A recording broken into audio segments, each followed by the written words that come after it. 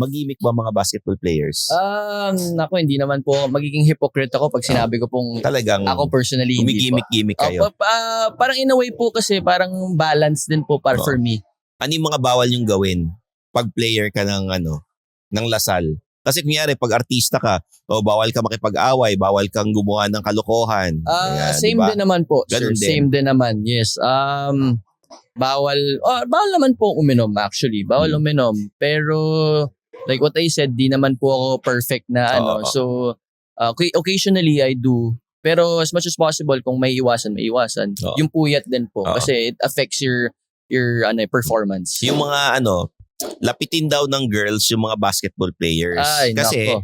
ang mga basketball players, bukod sa matangkad, magaling mag-basketball, napapanood sa TV, may itsura. So nung time na UAAP player ka, marami nagpapapansin sa'yo. Marami pong nagpapapicture. Marami rin naman nakaka-appreciate kahit paano ng sa akin. So may mga nagpapa-picture naman po, may mga nagpapa-autograph. May mga nagpaparinig na coffee naman tayo, walang ganon. Wala naman. Yung totoo. Wala na. Nung ka, syempre pag maganda raw ang kotse mo, mas nakakadagdag ng pogi points. Pag naka-VinFast ka, what more, sir? Sabi mo, tahimik tong makina ng sasakyan ko, EV Hindi mo na malalaman, nandiyan na pala yung sundo mo kasi hindi mo narinig. Nung tinest drive mo siya, basta iniikot mo lang yung VinFast. Opo. Kasi feeling ko, pagka ginamit mo siya ng mga, siguro 3 linggo, hiniram mo, tapos nakipag-date ka, pwede mong tanungin dun sa tahimik ng makina, di ba? Wala, binibentahan mo ng VinFast Ahente ka pala ng VinFast. Pero yung we're so happy na we were able to do this kwentuhan. Yes, opo. Yeah. Yung makwento mo rin sa amin yung experience mo using the VinFast, the opo. VF3. And etong VF5 pag pinahiram sa'yo, okay sa'yo yan. Why not? Why not, sir? Susunduin po kita, sir. Magko-coffee tayo. sa QC ako Sa QC, walang problema, sir. From Taguig to QC, tapos pupunta tayo ng Alabang. Grabe, diba? yan? Tingnan natin. Inikot natin yung tapos idaan natin sa EDSA traffic.